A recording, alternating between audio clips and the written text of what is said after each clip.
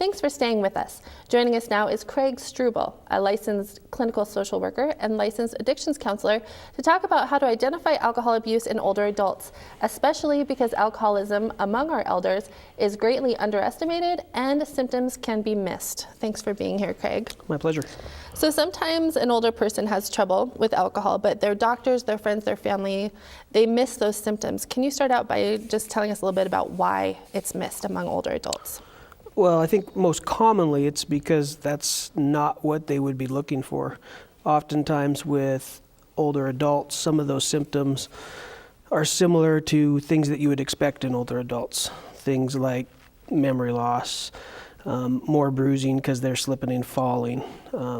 Common things that you would expect older adults to be experiencing because of aging, and you wouldn't necessarily think of them as a symptom of problems with alcohol. Okay, and so you mentioned a few of those symptoms, but there are other warning signs that we might want to look out to. Can you talk about a couple of those? Well, in the addictions field, we're going to look to see if there's a substance use issue is going to stem from behavioral changes that you see, and what might have triggered those behavioral symptoms. So, you know, things that you have to combine everything together really to make that kind of a decision. Okay. So knowing if a person has become more isolated, you know, lost interest in activities that they used to do, those type of things are as much of a tell about possible substance use issues, whether it's alcohol or other substances, as it is that, you know, they've got unexplainable bruising or they're losing their memory. You would want to combine those symptomologies to make a determination. Okay, so physical, emotional, maybe, and then social, that they're becoming more isolated. Especially, and in the older population, that's a common thing, right? Their peer groups are getting older and people pass away, and so their friendships lessen. Their ability to get to things is impaired sometimes by aging, and all those things play a part.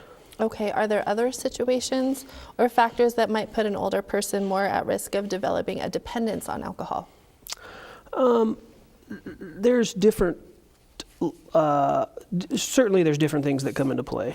I mean, one of the biggest things to look at if you're observing it from the outside would be things such as there's the potential for there to be an early onset with alcoholism or a late onset. Early onset would be somebody who had experienced maybe issues with drinking at an earlier age, like in their 20s or 30s. So it's been kind of a lifelong type process with them. Late onset would be somebody who experienced something maybe later in life, loss of a loved one, something like that, and that's when their drinking picked up. I think that's something to be aware of if you're a loved one and you're observing potential problems with your loved one, something to put together.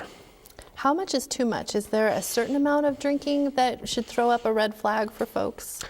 Well, yes. The big catch, though, is that each individual is different. So what might be the standard might not apply. Typically, if you're not on medications, they say that you could take up to 3 drinks in any given day would be okay, but not more than 7 drinks in a week. If you're going above and beyond that, there's potential for there to be issues with what your use levels are. If there are folks watching that are noticing these things, drinking a little too much or isolation, do they confront that person or how do they handle that situation? Again, I think that it's different for everybody. Depends on what your relationship is with that person. Depends on where that person is with an understanding of there being a potential problem. I think it's always best to have that conversation with the person, to start to engage them in a conversation about, you know, is your use problematic? Not necessarily making them become defensive and saying, you know, you're an alcoholic, but is your use problematic?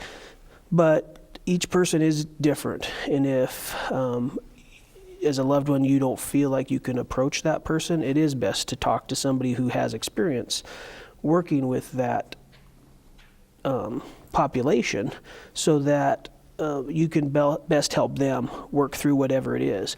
And it might not be, alcoholism might not be the problem. Oftentimes, there's a co-occurring issue. It's kind of the chicken and the egg thing. Does depression cause a person to be an alcoholic, or does alcoholism cause a person to be a depression? It's probably a combination of both. So maybe it's a person needs grief and loss counseling versus substance use treatment. But you have to be able to put that person as a whole person, not separating them out, in order to make that decision. That is a good distinction to make there, to keep it as the whole person. Mm-hmm. If it is a substance use issue, though, what are the treatment options that are available? So there's different things, and I think of there's treatment options and there's therapeutic options. AA, Alcoholics Anonymous, is a good therapeutic option for people. It's not treatment, but it's a good fellowship of people who might have similar problems, have struggled with alcoholism in the past, that can help people work through that, that's not treatment-based. There's also treatment providers, anywhere from outpatient, which would be anything from meeting with somebody one day a week to meeting in a group for 3 hours a week. To there are inpatient facilities as well that would be a 24-hour program where you would stay in a place over a period of time, anywhere between 14 to sometimes 60 days, depending on what the facility is and what the fiscal abilities are of the person, that can also help with that. And there's sober living houses, stuff like that as well. Okay, we're just about out of time, but just really quickly, for those older folks who are on fixed incomes, is there financial help for them to get treatment? There is. Medicare will pay for certain aspects of treatment. They will pay for, depending on which Medicare program you're on, will pay for certain things.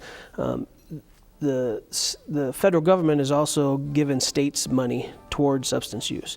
Each state has their own ability to do that. In Montana, there are state-approved agencies who have a CD block grant to help people that are low income or don't have a way to pay to cover those expenses. That's great. Okay, Craig, thank you so much for your time and all that information. We are out of time. We hope you'll come back again next week. Until then, stay fit, stay well, and stay healthy for life with Healthy Living for Life. Have a great week.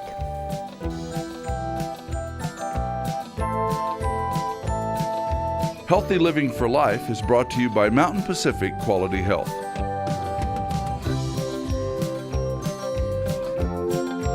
We'd love to hear from you. If you have suggestions for future programs, visit our website at mpqhf.org or call us at 406-443-4020. You can also catch us on YouTube by visiting our website and clicking on the YouTube icon.